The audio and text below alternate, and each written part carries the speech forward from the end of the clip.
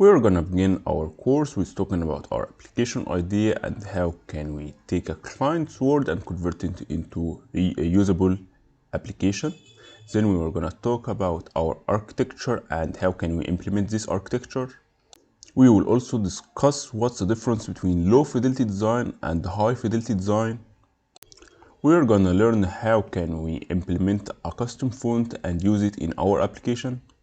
We're gonna use the styling from our Figma and convert it into our application. We're gonna use navigation components in order to navigate throughout our application. We're gonna architect our app using feature by feature, so each feature has its own architecture. We're gonna work with both shared preferences and data store, and we'll talk in depth about what's the difference between preference data store and the pronto data store.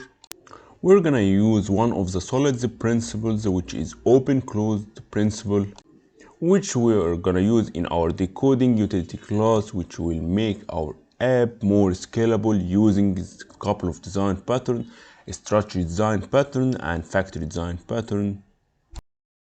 We're gonna make our app localized to multi-language, so you can add any language you want, plus making our app using adaptive layout so it can work fine on large screen sizes such as tablet.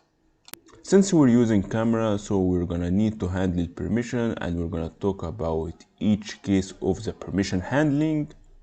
We're gonna learn how can we use the camera using camera X and camera 2 class. Plus we will talk about Google Machine Learning Kit for barcode scanning. We're gonna make our app use simple animations, which will help our app to look more nicer. We're gonna talk about two ways of making an app icon using Icon Kitchen website, or we're gonna use the Android Resource Manager, which will help us in making our app icon.